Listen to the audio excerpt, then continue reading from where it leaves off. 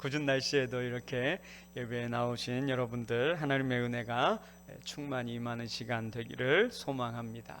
네. 우리가 성도로서 하나님의 말씀을 따라 산다고 할 때 우리가 크게 두 가지를 행하는 것으로 말할 수 있을 것 같습니다. 바로 하나님을 사랑하고 또 이웃을 내 몸과 같이 사랑하는 것. 이게 우리가 성도가 이 땅을 살아가면서 행하는 하나님의 말씀인 것이죠. 예수님은 마태복음에서 이것을 온 율법과 선지자의 강령이다 이렇게 말씀하셨습니다. 그런데 이 계명은 무엇이 더 중요한 계명이고 덜 중요한 계명이다라고 말할 수는 없습니다. 왜냐하면 이 두 계명을 다 누가 주셨기 때문입니까? 하나님께서 우리에게 주신 것이기 때문입니다. 하지만 우선순위는 있습니다. 그것이 무엇인가 하면 바로 하나님을 먼저 사랑하는 것이고 그 다음에 이웃을 사랑하는 것이다 라는 것입니다. 왜 하나님을 사랑하는 것이 먼저입니까? 이웃을 올바로 온전히 사랑할 수 있는 방법은 우리가 하나님을 사랑할 때에 가능한 것이기 때문입니다. 다시 말해서 우리가 하나님과 바른 관계를 맺고 그 관계를 유지하면서 살아가게 될 때 이웃과의 관계도 바르게 되는 것이고 바르게 유지된다 하는 것입니다. 이런 사실을 우리가 읽은 오늘 본문을 통해서도 다시 한번 확인할 수가 있습니다. 그래서 말씀의 결론부터 말씀드리자면 사도 바울이 골로새 교회 성도들에게 뭐라고 말하고 있는가? 기도를 계속하고 기도의 감사함으로 깨어있는 사람이 은혜 가운데서 소금이 맛을 냄과 같이 말할 수 있다라고 말하고 있습니다. 왜 기도하는 사람이 우리가 말을 할 때 소금으로 맛을 냄과 같이 말할 수 있을까? 그것은 우리가 기도할 때 하나님께서 각 사람에게 마땅히 대답할 것을 알려주시기 때문입니다. 우리가 성도로 살아가면서 어떻게 하면 하나님의 자녀로 살아갈 수 있을까를 고민한다면 우리가 무엇을 해야 하는가? 바로 기도를 해야 한다라는 것이죠. 하나님과 우리와의 관계가 바로 설 때, 우리가 날마다 하나님 앞에 우리 자신을 세워갈 때 이 세상 가운데서 복된 삶을 나타낼 수가 있다라는 것입니다. 본문 앞에 골로새서 3장 12절에서 사도 바울은 성도들이 새 옷을 입었다라는 사실을 말했습니다. 이렇게 새 옷을 입은 사람들이 어떻게 살아야 할까? 오늘 본문을 통해서 말하고 있는데 어떻게 성도들이 살아야 하는지를 말하기 위해서 가장 먼저 사도 바울은 성도들이 기도해야 한다라는 사실을 말하고 있습니다. 2절에 보면 이렇게 말하고 있습니다. 기도를 계속하고 기도의 감사함으로 깨어 있으라. 너희들은 새 사람을 입은 사람이다 라고 말하면서 너희들은 이제 하나님의 백성으로 어떻게 살아야 돼 라고 말해야 될 것 같은데 성도에게 가장 먼저 무엇을 말하고 있다고요? 기도하라고 말하고 있습니다. 왜 성도들에게 기도하라고 말하고 있는 것일까?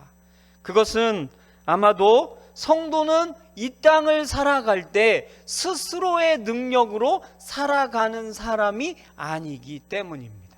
성도는 누구의 능력으로 살아가는 사람입니까? 하나님의 능력으로 살아가는 사람들입니다. 그런데 우리가 하나님의 능력으로 살아가기 위해서는 어떻게 해야 하는가? 기도함으로 하나님의 능력을 받아야 한다라는 것이죠. 그러니까 기도해야 한다. 기도를 계속 해야 한다라고 말하고 있는 것이죠. 우리가 이렇게 기도를 계속해서 살아갈 때 하나님의 능력으로 살게 되는데, 그렇게 하나님의 능력으로 살게 되면 우리가 이 땅을 살아가면서 죄의 유혹에 흔들리거나 넘어지지 않고 하나님의 구별된 거룩한 백성으로 살게 되는 것입니다. 그리고 두 번째는 기도할 때 감사가 있어야 한다라고 말하고 있습니다. 우리가 기도할 때 감사가 있어야 한다라는 말은 이런 뜻입니다. 우리는 날마다 하나님의 인도하심을 따라 살고 있다. 그러니까 감사가 있는 것이죠. 하나님의 인도하심에 감사하기 때문에 하나님 오늘 또 이렇게 살게 하심을 감사합니다 라고 기도하는 거잖아요. 그런데 기도할 때 감사하는 게 너무나 당연한 일인데 왜 사도 바울은 성도들에게 기도할 때 감사함으로 기도하라 라고 말하는 것일까? 여러분들 기도할 때 항상 감사함으로 기도하십니까? 예, 저만 그런 것 같아요. 감사함으로 기도하지 못할 때가 있습니다. 우리의 기도는 감사가 기본이지만 기도할 때 감사하지 못할 때가 더 많다라는 거예요. 왜 그럴까요? 여러분들 기도는 주님 앞에 내 소원을 아뢰는 것입니다. 하나님, 제가 원하는 게 있습니다. 제 삶을 이렇게 이끌어 가 주시면 감사하겠습니다. 그런데 여러분들 잘 생각해 보십시오. 하나님께 기도한 대로, 내가 하나님 앞에 기도한 대로 하나님께서 우리를 인도해 가시느냐 하는 거죠. 그렇습니까? 네, 그렇지 않을 때가 더 많습니다. 그러면 기도할 때 뭐가 섞이게 됩니까? 원망하게 되고 불평하게 되는 것입니다. 기도할 때 하나님께서 내 기도에 응답해 주시지 않는다라고 생각하니까 기도할 때마다 원망하고 불평하는 것입니다. 하지만 사도 바울은 기도할 때 감사가 있어야 한다라고 말하고 있습니다. 왜냐하면 하나님은 우리에게 어떠한 분이시기 때문입니까? 선하신 분이시기 때문입니다. 하나님이 우리에게 선하신 분이십니다. 하나님이 선하신 것은 항상 우리가 진리 안에서 우리를 복되게 하신다라는 사실을 말하는 것입니다. 항상 우리를 어디에 거하게 하십니까? 진리 안에 거하게 하십니다. 그 안에서 복되게 하신다라는 거죠. 그것을 믿기 때문에 하나님께서 내가 원하는 것을 들어주지 않는다, 주시지 않는다 할지라도 감사해야 한다라는 것이죠. 그리고 하나님은 모든 것을 협력하여 선을 이루시는 분이시다라는 사실을 알기 때문입니다. 우리의 모든 상황은 하나님의 선하신 뜻을 이루는 방법, 도구입니다.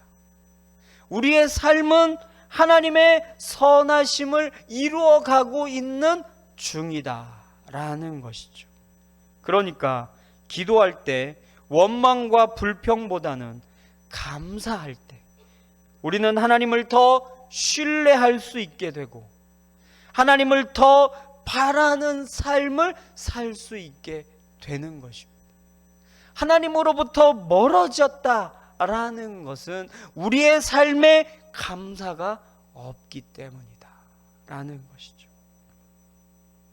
그리고 중요한 것은 이렇게 감사함으로 기도할 때 우리가 영적으로 깨어있는 삶을 살게 된다라는 것입니다.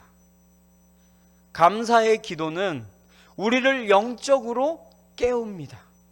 왜냐하면 하나님께서 우리에게 베풀어 주신 은혜를 감사하게 되고, 그렇게 감사하는 사람은 또한 하나님의 은혜를 기다리고 소망하면서 살아가게 되기 때문입니다. 그래서 다른 것들을 구하지 않고 하나님께서 주시고자 하는 것을 바라는 믿음으로 살게 되기 때문에 영적으로 깨어있는 삶을 살 수 있게 되는 것입니다.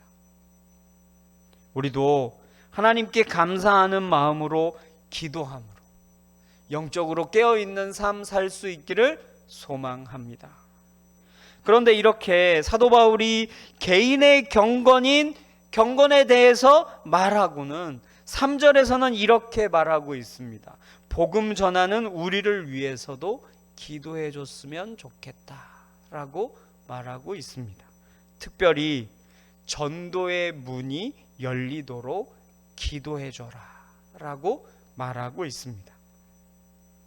여기서 우리가 알 수 있는 것은 전도의 기회는 누가 주시는 것인가?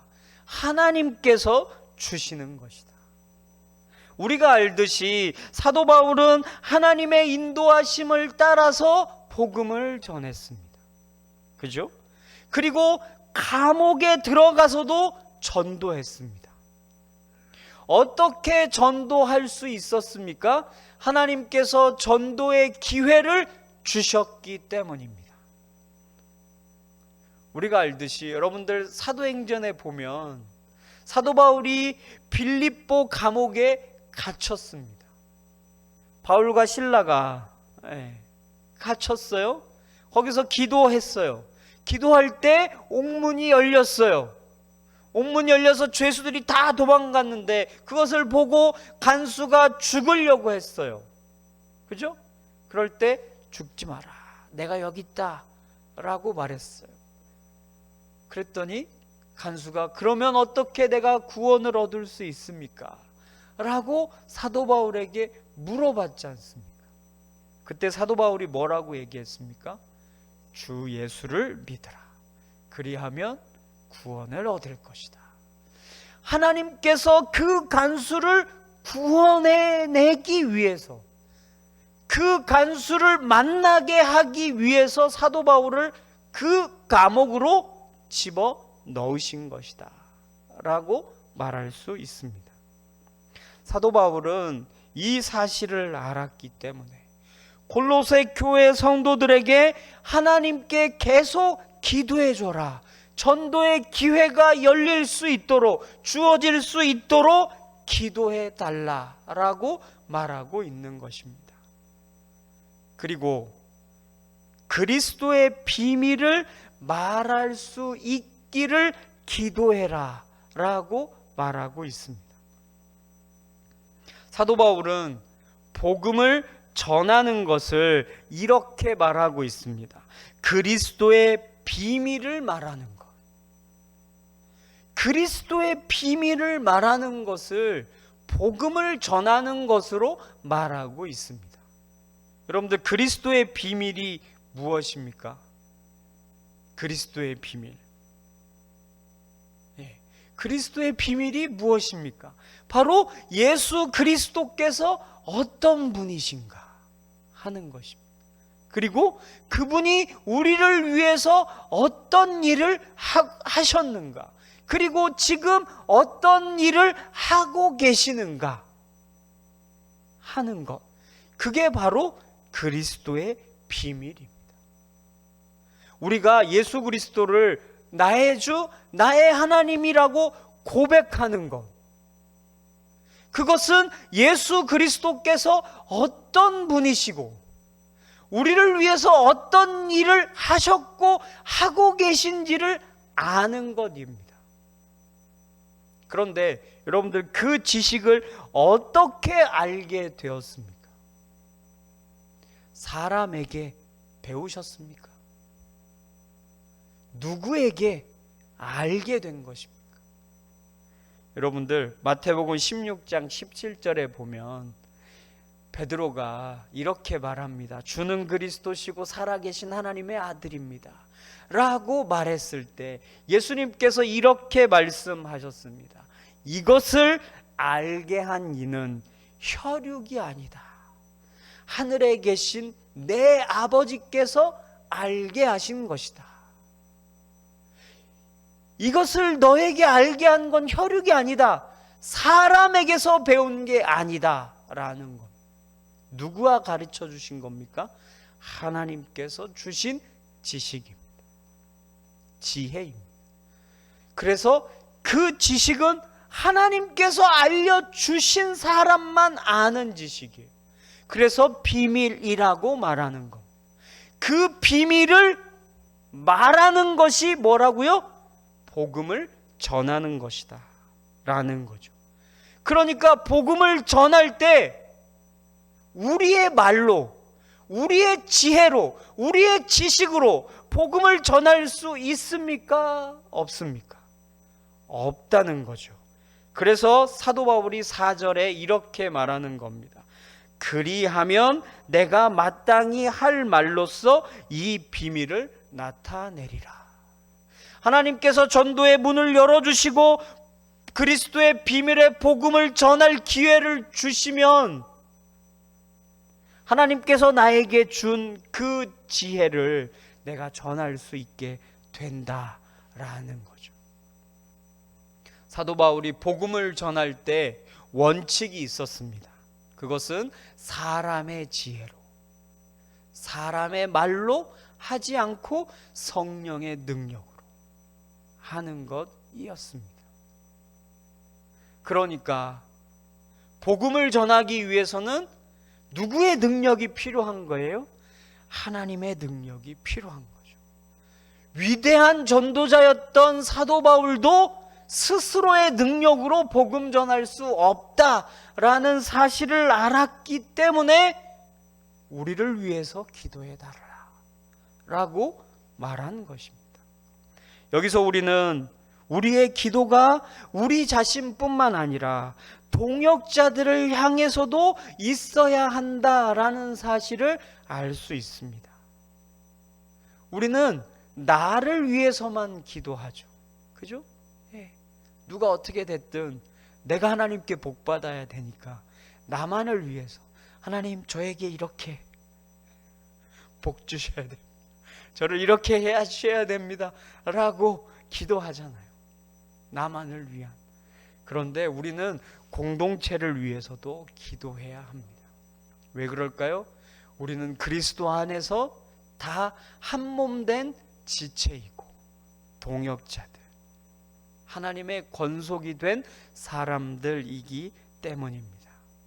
우리의 기도가 우리의 동역자들을 향해서도 있을 수 있기를, 그래서 우리 교회가 기도로 하나님의 능력으로 세워져 갈 수 있기를 주님의 이름으로 소망합니다. 그런데 중요한 것은 복음을 전하는 일이 사도 바울 자신에게만 해당되는 일이 아니기 때문에 골로새 교회 성도들에게도 맡겨진 일이기 때문에 5절과 6절에서 예수 믿지 않는 사람들을 향해 지혜로 세월을 아껴야 한다라고 말하면서 그들에게 마땅히 할 말로 말해야 한다라고 말하고 있습니다. 지혜로 행해서 세월을 아끼라라는 말은 이런 뜻입니다. 전도의 기회가 주어질 때 그때를 대비하면서 살아야 한다라는 사실을 말하는 겁니다.